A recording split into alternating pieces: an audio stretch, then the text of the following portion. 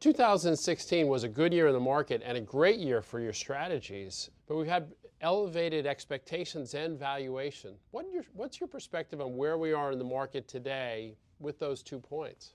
Well, I do believe that the market is priced for good outcomes, and hopefully we get them.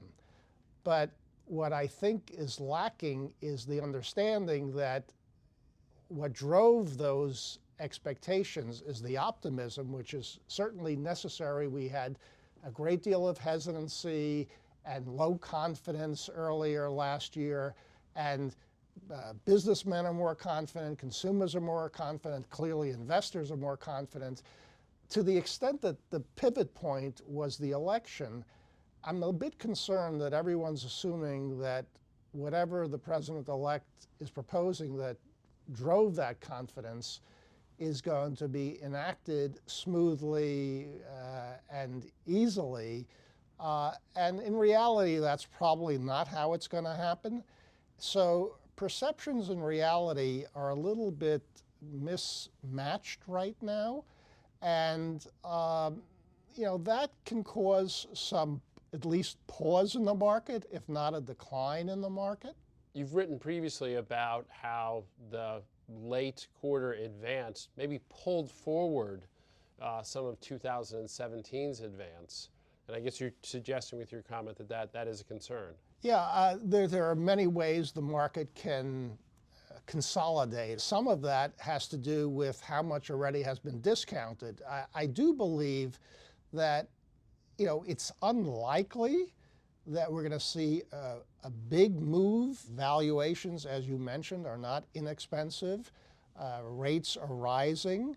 It's interesting. It's sort of, be careful what you wish for, because the Federal Reserve right now, which always wanted and had worked so diligently and with no avail for a long period of time to raise interest rates, they're starting to get concerned now what fiscal policies that the new administration will enact, how will that affect inflation? And with the unemployment rate so low, there's a lot of mismatching. When the economy is so full capacity in terms of labor, we probably should welcome more labor in the market to the extent it's needed to restrain wage growth and therefore inflation. So, inflation is becoming more of an issue, which, certainly for 8-9 years, people were concerned about deflation. And a lot of good has occurred. To the extent that the animal spirits have been revived and that the economy seems to be on better footing, this is all good news. But again, there's not that much evidence yet of anything happening. Let's talk more about the animal spirits. There seems to have been a shift in that area. What's your view there? It's something that was lacking. There was this great hesitancy. People stopped buying or didn't buy as they had in the past. Corporations weren't spending on CapEx. Corporations weren't, with the exception of the very big companies, weren't doing transactional mergers and acquisition activity. Investors weren't really participating in the rise in equities in the sense of being more exposed to equities. So animal spirits is a good thing, and it's something that can actually be very helpful. You've talked about corrections coming in 2 different flavors, effectively, in time or in price. Can you expand more about that? Well, yeah, the time one is related. The market goes flat in terms of price for a while, and earnings improve, the valuations get better. So that's a correction that is less pernicious.